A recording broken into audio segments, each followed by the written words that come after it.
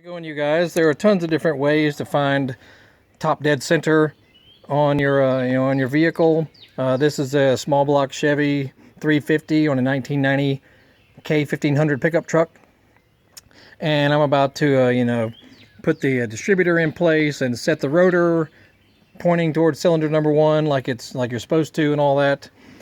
But if you're doing this by yourself and you don't want to have to take the fan shroud off and the fan off and all that, if you just want to be able to use your socket and ratchet with your 5/8 socket to to turn your pulley down there, turn it, if you're facing the engine from the front, you'll be pushing it down, pushing the wrench downward, so in a clockwise direction if you're facing the engine from the front. Anyway, you'll take your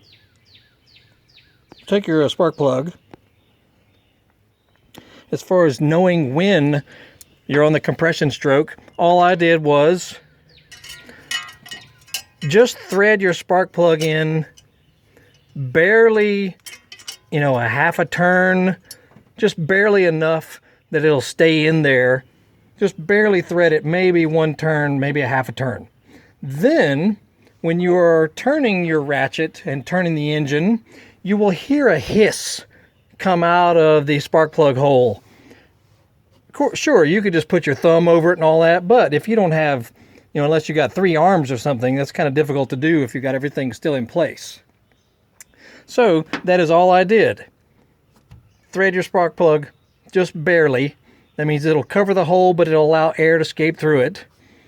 And then when you turn your engine over by hand, you'll hear a hiss coming out of there, and that means you know that both valves are closed and the piston is coming up and is pushing air up and out through the spark plug hole. That way you know that you're approaching Top Dead Center. And then, at the same time as you're turning your engine over, you will look down there. If you can see that line. When you see the line coming towards you also, you'll know that it's about time to stop rotating the engine, because that line will, you can turn it to a mark. Like these are set to 0 degrees, which will be written on those little slashes down there. You'll see what I'm talking about. You may have to clean them off some if your engine is old or whatever. You may have to clean them off with a little contact cleaner or something, but mine is very clean. Anyway, as soon as you hear the hiss coming out of the spark plug, you'll know that it's time to start looking for that line that's going to be rotating over. Honestly, it was so easy, it's not even funny.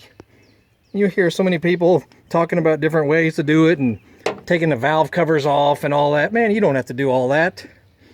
If you can listen for a hiss, that's the only time that both valves will be closed and then the piston is coming up towards the top. Don't overthink it. So simple. Then, and this is what I've noticed, somehow I think my rotor, my rod has jumped time, because I am set on compression of cylinder number 1, Top Dead Center, but look where my rotor is pointing. Not even close, so I need to reposition that, which is also no big deal. And you can find that all over the internet, but somehow the timing has been thrown off on this thing. That's why it's not cranking. And I'm not sure how, because it ran fine, but that's neither here nor there. All I know is that I'm going to reset it and hope for the best, because I was getting absolutely no spark whatsoever and everything else checks out, so I think that's why. Anyway, there you go. Very simple. And then once you are ready to fire everything back up, make sure you screw your spark plug all the way back in the hole and torque it down properly.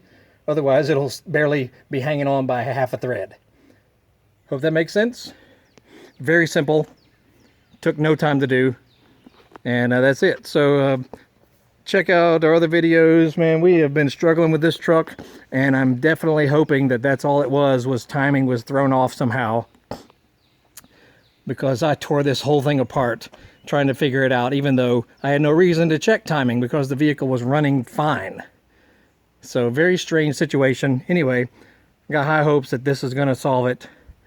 And that's that. So 1990 K1500 with a 5.7350, but this method, will relate to just about any car that you're trying to do this to, that especially one that has the same sort of valve system that this one has.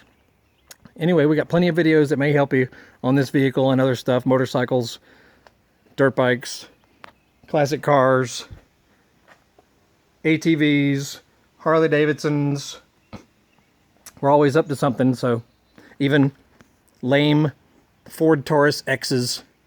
Got all kinds of videos on how we fix certain things and upgraded things and all that, so it may help you. So check out other stuff.